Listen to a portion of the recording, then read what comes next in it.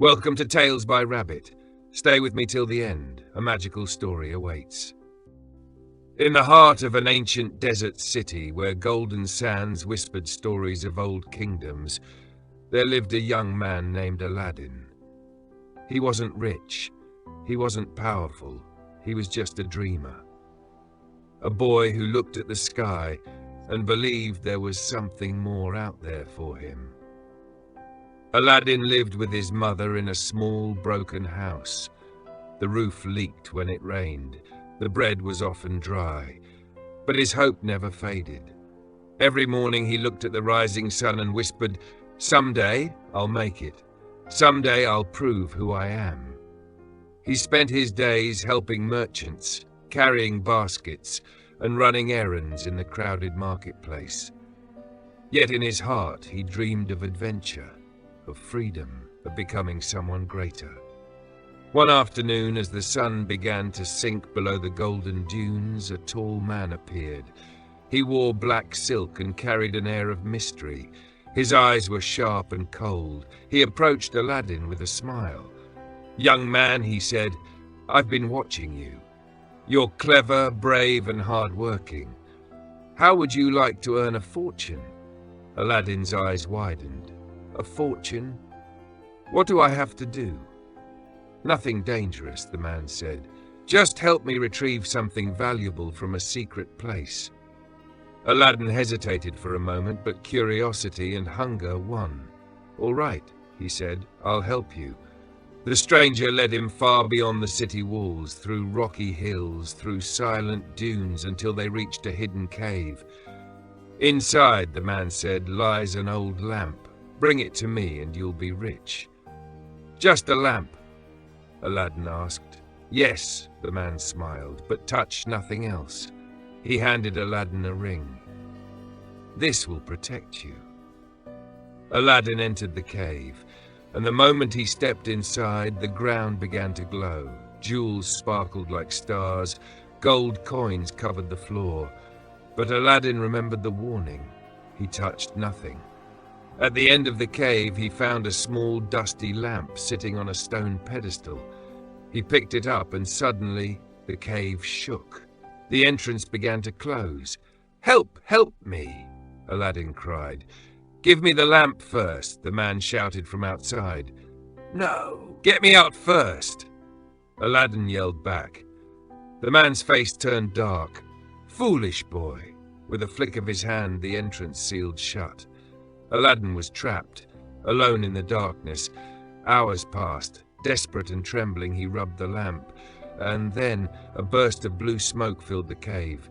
A giant figure appeared, with golden eyes and a booming voice. "I am the genie of the lamp. You have freed me. What is your wish, master?" Aladdin gasped. "You can grant wishes." "3 wishes," said the genie. "Anything your heart desires." "Then take me out of here!"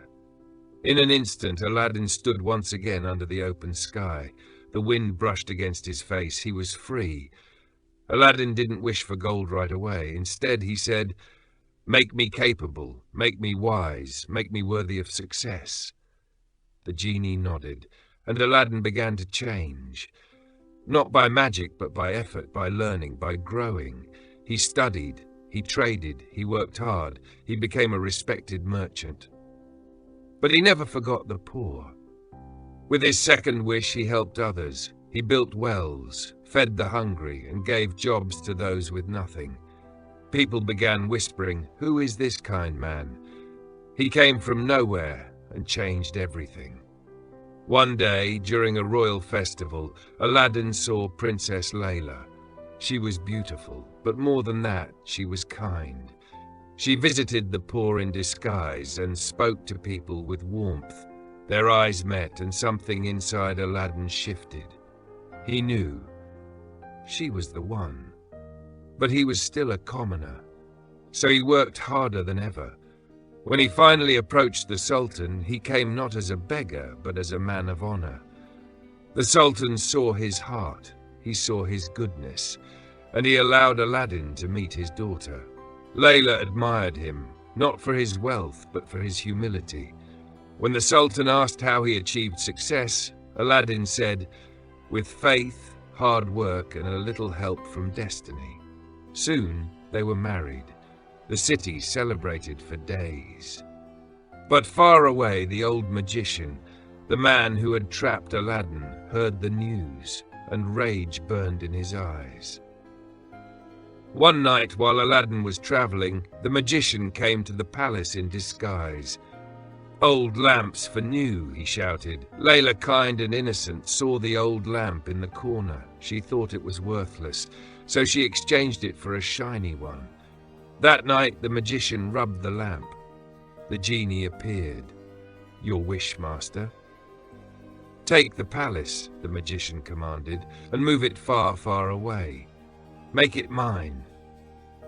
And in a flash of light, the palace vanished. When Aladdin returned, he saw only empty ground. His heart broke.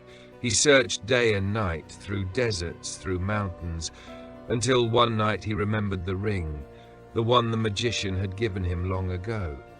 He rubbed it, and another spirit appeared. "I am the spirit of the ring. What do you seek?"